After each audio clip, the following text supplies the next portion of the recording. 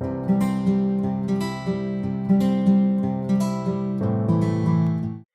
दोस्तों, कैसे हैं आप लोग।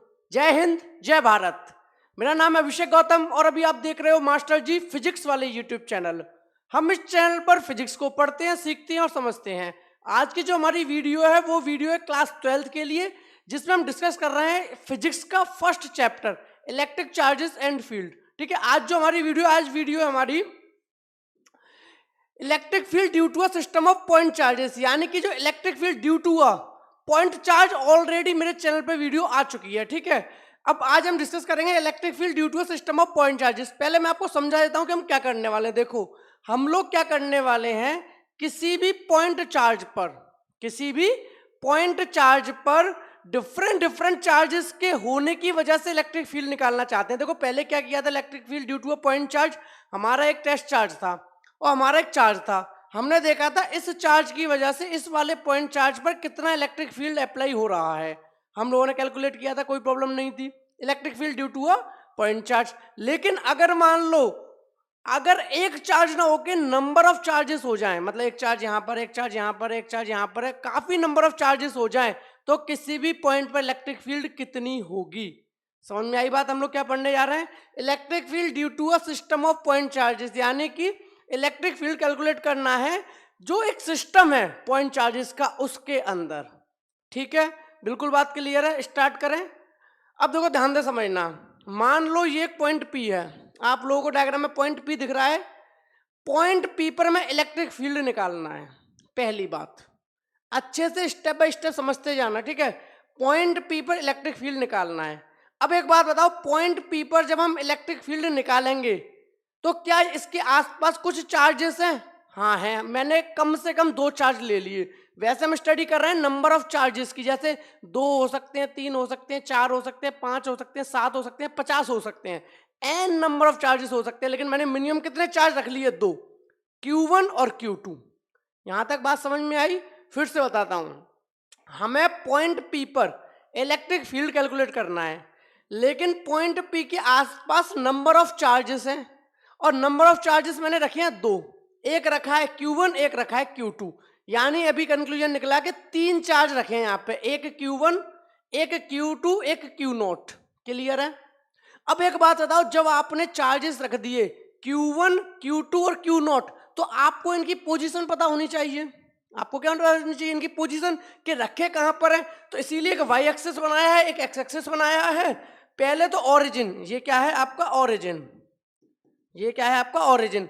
तो सबसे पहले तो ओरिजिन से पता करो कि आपका Q1 चार्ज जो है वो कितना दूर रखा है। क्या पता करो, आपका ओरिजिन O से Q1 चार्ज कितना दूर रखा है। तो पता चला ये R डिस्टेंस पर रखा है, इसका पोजीशन वेक्टर बन गया R1 वेक्टर। बिल्कुल क्लियर है। बहुत ही आसान तरीके से समझाने की कोशिश कर रहा हूं, ध्यान से समझते चलना। Q1, Q2, Q0 चार्ज रखे हुए हैं, हम तीनों की पोजीशन पता करना चाहते हैं। तो सबसे पहला स्टेप है, Q1 की पोजीशन पता चली ओरिजिन से R1 वेक्टर, यानी R1 की दूरी पर है। ठीक है, पोजीशन वेक्टर। भैया Q2 कहां पर है? Q2 हमारा ओरिजिन से R2 वेक्टर पे है, दूसरा पता चल गया। तीसरा, हमारा Q कहां पर है? ये R है। ठीक है, R वेक्टर पर है।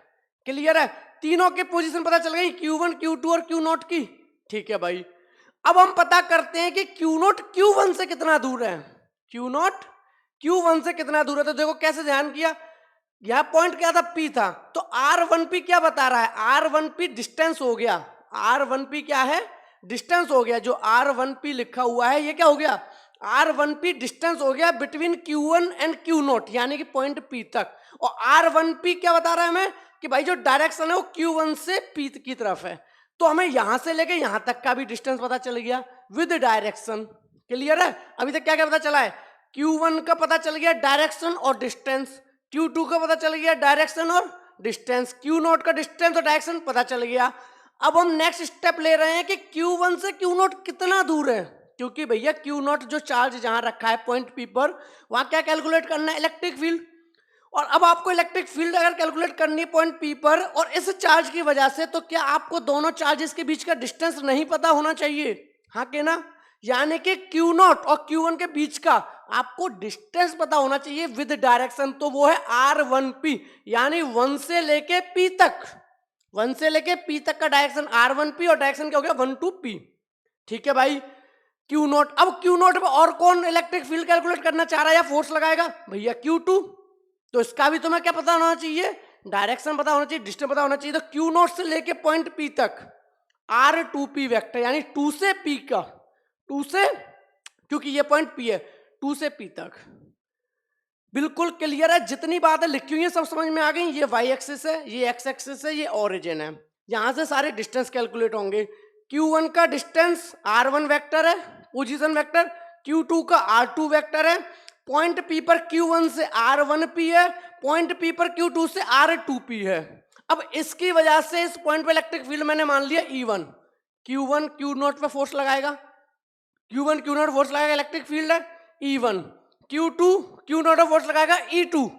अब अगर दो इलेक्ट्रिक फील्ड हैं, अगर दो इलेक्ट्रिक फील्ड हैं किसी भी पॉइंट पर, तो जो टोटल इलेक्ट्रिक फील्ड होता है वो उनके वेक्टर सम के बराबर होता है, यानी E1 प्लस E2 का वेक्टर सम, नॉर्मल सम नहीं, E1 vector plus E2 vector.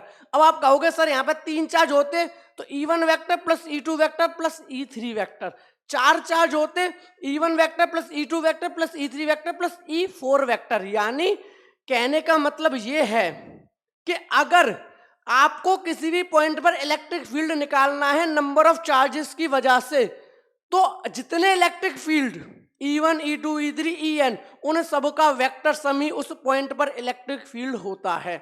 क्या ये कंक्लूजन, ये बात समझ आई? चाहो तो पहले इस डायग्राम को नोट कर लो, ठीक है, वीडियो पॉज करके नोट डाउन कर लो। नोट डाउन कर लिया डायग्राम? अब आगे बढ़ता हूं, ध्यान से समझना। क्या लिखा है? Consider a system of n point charges. हमने मान लिया कितने नंबर ऑफ चार्जेस है? n नंबर ऑफ चार्जेस हैं, जैसे Q1 Q2 Qn, having position vector, यानी आपके नंबर ऑफ चार्जेस n है। अब नंबर ऑफ चार्जेस मैंने क्या बोला तभी डायग्राम में पहले, कि चाहे Q1 हो, चाहे Q2 हो, चाहे Q3 हो, चाहे Q4 हो, चाहे Qn हो, सबके पोजीशन वेक्टर पता होना चाहिए। तो बता दिया, Q1 का पोजीशन वेक्टर क्या था? R1 vector. Q2 का पोजीशन वेक्टर क्या था? R2 vector. तो क्या मैं सेम कह सकता हूं Q3 का क्या होगा? R3 vector. Q4 का क्या होगा? R4 vector. Q5 का क्या होगा? R5 vector. तो Qn जो होगा मेरा नंबर ऑफ चार्ज होगा जो n टाइम्स, उसका क्या होगा? Rn vector. क्लियर है? तो वही बात यहां बोली गई है कि भाई पोजीशन वेक्टर है R1 vector, R2 vector, dot dot dot dot, यानी R3 वेक्टर भी इसमें आ जाएगा, R4 वेक्टर भी इसमें आ जाएगा, R5 वेक्टर भी इसमें आ जाएगा, Rn वेक्टर। क्लियर है? तो कंसीडर किया है कि नंबर ऑफ चार्जेस हैं n तक और उनके पोजीशन वेक्टर भी दे दिए विद रेस्पेक्ट टू ओरिजिन। वो तो ओरिजिन के रेस्पेक्ट में होता ही है। क्लियर है यहां तक बात? ठीक है, आगे बढ़ते हैं। We wish to determine the electric field at point P।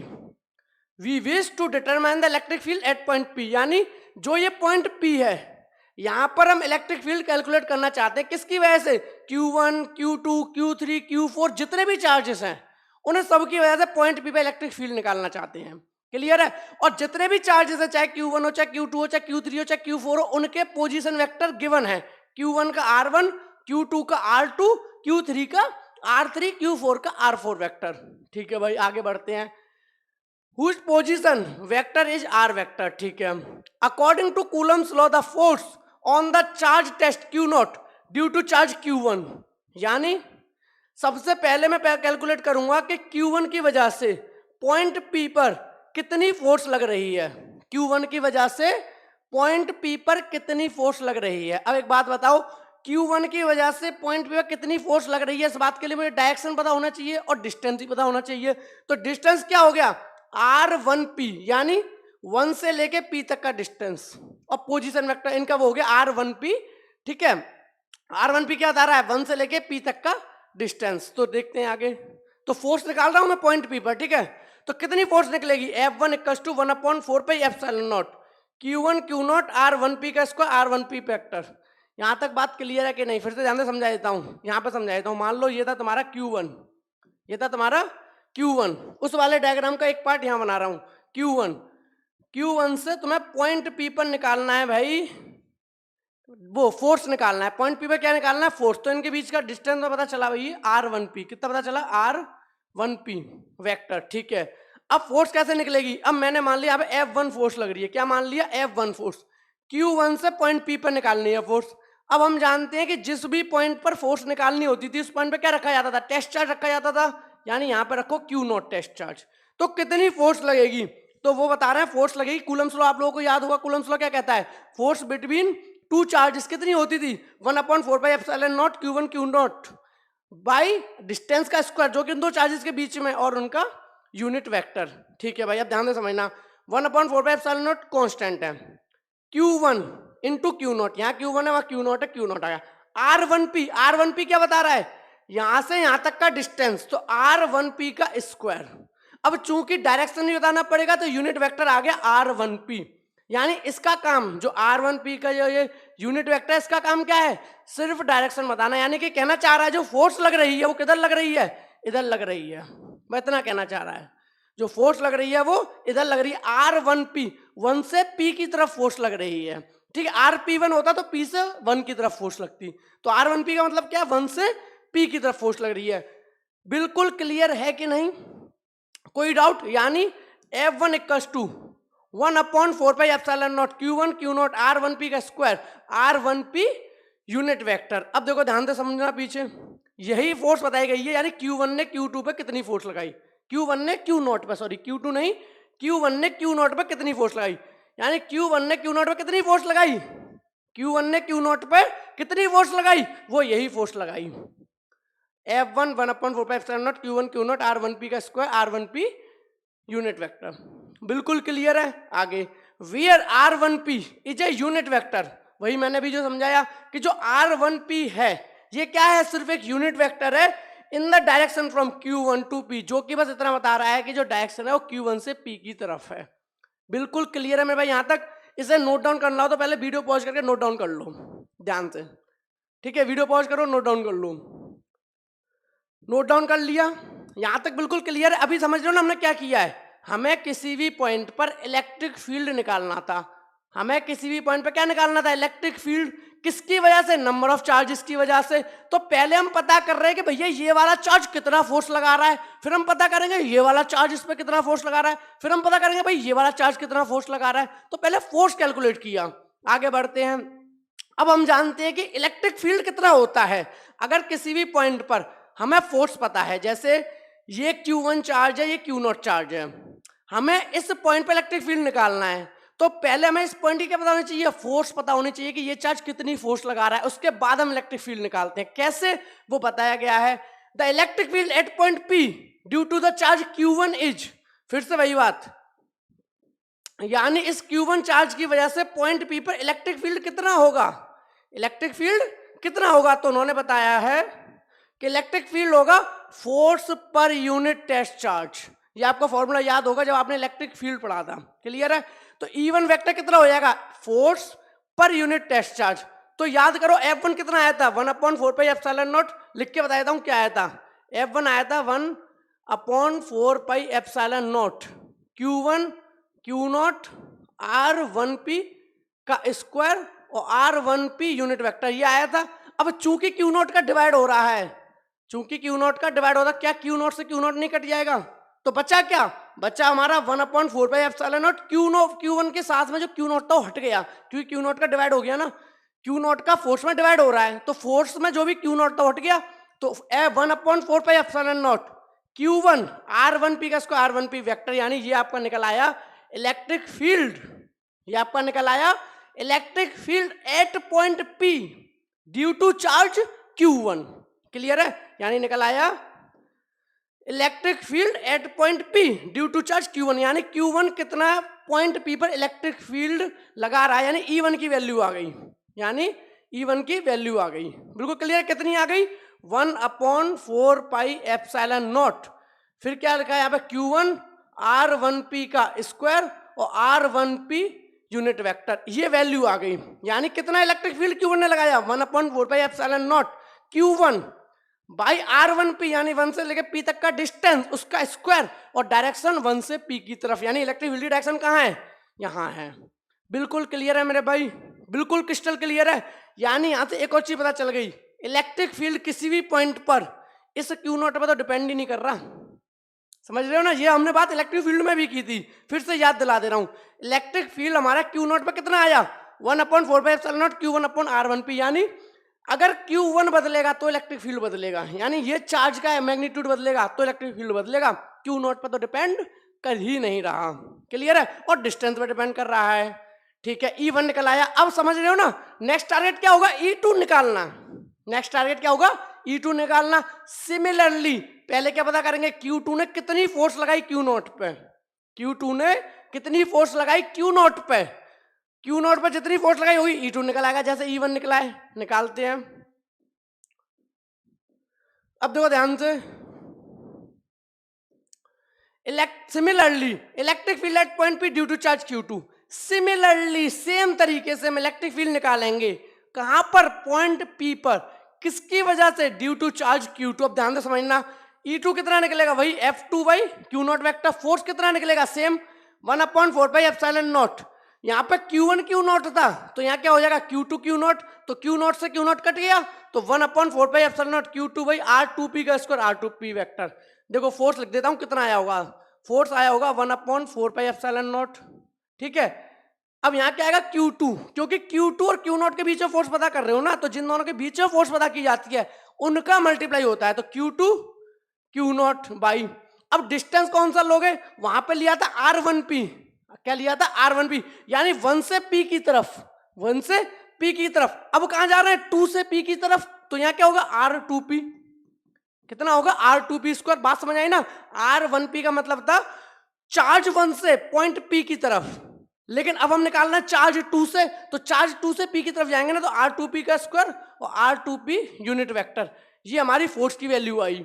अब एक बात बताओ, force per unit charge divided by Q0, तो Q0 से Q0 कट गया, जब Q0 से Q0 कट गया तो 1/4πε0 Q2/R2P का स्क्वायर, R2P यूनिट वेक्टर, यानी ये निकल आया electric field due to charge Q2। बिल्कुल क्लियर है। अब सेम ऐसे ही सिमिलरली आगे इलेक्ट्रिक फील्ड निकलते जाएंगे। E3 और निकाल के दिखा देता हूं, ध्यान से समझना। E3 कितना हो जाएगा मेरे भाई, 1/4πε0, ठीक है, Q3/R3P का स्क्वायर और R3P यूनिट वेक्टर, होगा कि नहीं होगा, ध्यान से समझ लो। Electric field due to charge Q3 1/4πε0 सबके लिए आता है, कोई दिक्कत नहीं। अब चूंकि चार्ज 3 की वजह से Q0 चार्ज पे फोर्स पता कर रहे हैं, इलेक्ट्रिक फील्ड पता कर रहे हैं, तो Q3 आ गया। डिस्टेंस की बात करेंगे तो R3, यानी Q3 चार्ज 3 से लेके पॉइंट P तक का डिस्टेंस, R3P का स्क्वायर और R3P यूनिट वेक्टर, यानी चार्ज 3 से लेके पॉइंट P तक का जो डायरेक्शन है। सिमिलरली E4 निकलेगा, सिमिलरली E5 निकलेगा, सिमिलरली E6 निकलेगा, सिमिलरली E7 निकलेगा। तो मेरे भाई ऐसे तो बढ़ता जाएगा। चूंकि हम पढ़ रहे हैं electric field due to the system of number of charges, multiple charges, तो हम यहीं रोकते हैं E1 E2 E3 dash dash dash En। तो बात करते हैं, अगर मान लो ये इलेक्ट्रिक फील्ड हो जाए due to n, electric field हो जाए ड्यू टू nth चार्ज। अब मुझे नहीं पता nth चार्ज कौन है, थर्ड है, फोर्थ है, फिफ्थ है, सिक्स्थ है, सेवंथ है, जो भी है, तो क्या होगा 1/4πε0 एज इट इज रहेगा, 1/4πε0 एज इट इज रहेगा। Q2 बन जाएगा Qn, R2P क्या बन जाएगा, RNP बनेगा, नहीं बनेगा, n से लेके P तक का जो भी वो चार्ज है, इसका स्क्वायर और RNP का यूनिट वेक्टर। यानी कि इस तरीके से हमें किसी भी पॉइंट पर इलेक्ट्रिक फील्ड पता चल गया। किसी भी पॉइंट पर इलेक्ट्रिक फील्ड कैसे पता चला, चार्ज 1 की वजह से, चार्ज 2 की वजह से, चार्ज 3 की वजह से, चार्ज 4 की वजह से, जितने भी चार्ज हो n चार्ज की वजह से। क्लियर है। अब बात करते हैं तो एग्जैक्टली उस पॉइंट पे इलेक्ट्रिक फील्ड कितना होगा, तो हम लोगों ने क्या बोला था, प्रिंसिपल ऑफ सुपरपोजिशन पढ़ा था। According to the principle of superposition, हम लोगों ने प्रिंसिपल ऑफ सुपरपोजिशन पढ़ा हुआ है। प्रिंसिपल ऑफ सुपरपोजिशन क्या कहता है, according to the principle of superposition of electric field, the electric field at any point, यानी किसी भी पॉइंट पर जो इलेक्ट्रिक फील्ड होगा, चाहे किसी की वजह से हो, चाहे चार्ज 1 की वजह से हो, चाहे चार्ज 2 की वजह से हो, चाहे चार्ज 3 की वजह से हो, चाहे चार्ज 4 की वजह से हो, is equal to the vector sum of the electric field produced by each charge individually at that point। कहने का मतलब है कि किसी भी पॉइंट पर जो इलेक्ट्रिक फील्ड होगा वो इक्वल होगा वेक्टर सम के। और किसका वेक्टर सम? जो इंडिविजुअल चार्जेस ने इलेक्ट्रिक फील्ड प्रोड्यूस किया, यानी Q1 चार्ज ने E1 इलेक्ट्रिक फील्ड प्रोड्यूस किया, Q2 चार्ज ने E2 इलेक्ट्रिक फील्ड प्रोड्यूस किया, यानी E1 vector plus E2 vector. Q3 charge ने E3 vector E3 electric field produce किया, यानी E3 वेक्टर। यानी कहने का मतलब है कि इस पॉइंट पर जितने भी इलेक्ट्रिक फील्ड हैं सबका वेक्टर सम कर दो, और उनका जो वेक्टर सम आएगा वही उस पॉइंट का एक्चुअल इलेक्ट्रिक फील्ड होगा। क्लियर है? तो by the principle of superposition of electric field, the electric field at any point due to group of charges is equal to the vector sum of the electric field produced by each charge individually at that point when all the other charge are assumed to be absent। Clear है? यानी पहले आप पता करो Q1 की वजह से electric field कितना है, मान के चलो बाकी सब एब्सेंट है। फिर पता करो Q2 की वजह से कितना इलेक्ट्रिक फील्ड है, बाकी सब एब्सेंट है। फिर पता करो Q3 की वजह से कितना इलेक्ट्रिक फील्ड है, बाकी सब एब्सेंट है। जब आपको इंडिविजुअल इलेक्ट्रिक फील्ड मिल जाए, Q1 के, Q2 के, Q3 के, E1, E2, E3 मिल जाए, तो उन सबका क्या कर दो? वेक्टर सम कर दो, आपको इलेक्ट्रिक फील्ड मिल जाएगा। तो वही बात आगे बढ़ते हैं, यानी कि जो hence the electric field at any point P due to system of n charges, system of n charges की वजह से जो इलेक्ट्रिक फील्ड होगा पॉइंट पे, वो कितना होगा? E वेक्टर होगा। कितना होगा? E vector. किसके इक्वल होगा? E1 vector plus E2 vector plus E3 vector plus E4 vector plus E5 vector dash dash dash En vector. n यानी कि जितना भी वो चार्ज हो सकता है n 10 हो सकता है n 20 हो सकता है n 50 हो, जितने भी चार्ज हो। ठीक है भाई, वैल्यू लिख लो। E1 कितना आया था? 1/4πε0 Q1 R1P का स्क्वायर R1P वेक्टर। याद है E1 इतना आया था नहीं आया था? चेक कर लो वरना वीडियो के पीछे जाके। 1/4πε0 Q1 R1P का स्क्वायर R1P यूनिट वेक्टर आ गए। E2 कितना आया था? 1/4πε0 एज इट इज रहा था, Q1 की जगह Q2 आ गया, और डिस्टेंस 2 से P तक का हो गया, क्योंकि चार्ज 2 का इलेक्ट्रिक फील्ड निकाल रहे हैं किसी पॉइंट पर, तो R2P स्क्वायर R2P वेक्टर। फिर यहाँ पे इलेक्ट्रिक फील्ड 3 आएगा, वो भी कितना आएगा? 1/4πε0 Q3 R3P का स्क्वायर और R3P यूनिट वेक्टर। ऐसे बढ़ते जाएंगे बढ़ते जाएंगे बढ़ते जाएंगे, n पे पहुंच गए, तो 1/4πε0 Qn बाई RNP, यानी nth चार्ज से पॉइंट P तक का डिस्टेंस RNP और RNP यूनिट वेक्टर। क्लियर है? सबका वेक्टर सम कर दिया। अब भाई यहाँ पे 1/4πε0 1/4πε0 1/4πε0 सेम है, कॉमन ले लो। ठीक है, तो 1/4πε0 जब हमने कॉमन ले लिया, अंदर क्या बचा? Q1 R1P का स्क्वायर R1P वेक्टर। फिर क्या बचा? Q2 R2P square R2P unit vector. Q1 RNP का यूनिट वेक्टर। तो क्या हम इस वाली बात को ऐसे लिख सकते हैं? E वेक्टर इक्वल्स टू 1/4πε0 तो कॉमन ही है, 1/4πε0 कॉमन है। समेशन ऑफ, देखो सम हो रहा है, ध्यान से समझना क्या हो रहा है। यहाँ पे 1 है, यहाँ 1 है, यहाँ 1 है P, यहाँ 2 हुआ, यहाँ 2 हुआ, यहाँ 2 हुआ P, यहाँ n हुआ, यहाँ n हुआ, यहाँ n हुआ P। यानी अगर चार्ज 3 की बात होती तो R3 आ जाता, चार्ज 4 की बात होती तो R4 आ जाता, चार्ज 5 की बात होती तो R5 आ जाता। तो उन्होंने एक जनरलाइज फॉर्म लिख दिया कि 1/4πε0 समेशन I से लेके n तक जाएंगे। हम कहाँ जाएंगे? समेशन I से लेके हम कहाँ तक जाएंगे? n तक जाएंगे। और किसका सम करेंगे? इन्होंने बता दिया, यहाँ पे तो हम रखेंगे QI डिवाइडेड बाई RIP, यहाँ क्या लिखेंगे? RIP इसका स्क्वायर और RIP यूनिट वेक्टर। कहने का मतलब ये है कि जो I की वैल्यू यहाँ होगी वही I की वैल्यू यहाँ होगी, वही I की वैल्यू यहाँ होगी, और वही I की वैल्यू वहाँ होगी। जब हम इनको ऐड करेंगे तो हमें मिल जाएगा समेशन। अब ध्यान से समझना, I रखो 1, I रखो 1, यानी चार्ज 1, तो क्या हो जाएगा? Q1 R1P का स्क्वायर था कि नहीं था? Q1 R1P का स्क्वायर R1P यूनिट वेक्टर। यहाँ पे Q2 रखो, I की वैल्यू कितनी रखो? 2 रखो, यानी चार्ज 2 की वजह से तो देखो क्या आएगा? Q2 R2P का स्क्वायर R2P का स्क्वायर R2P यूनिट वेक्टर। यानी I की वैल्यू 1 रखो, फिर 2 रखो, फिर 3 रखो, फिर 4 रखो, फिर 5 रखो, ऐसे रख के n तक जाओ तो आपको मिल जाएगा ये। यानी कहने का मतलब इसको हम ऐसे लिख सकते हैं 1/4πε0 summation of I equals to 1 से लेके n तक किसका? QI। अगर 1 ले रहे हो तो Q की जगह 1 लो, 2 ले रहे हो तो Q की जगह 2 लो, I की जगह 2 लो, अगर 3 ले रहे हो तो आई की 3 लो, तो Q I upon R I P का square, R I P unit vector. Clear है? आपको एक करके दिखाई देता हूँ, समझा देता हूँ। अब मुझसे पूछो कि किसका पूछना है तुम्हें, इलेक्ट्रिक फील्ड किसका निकालना है, ई वेक्टर।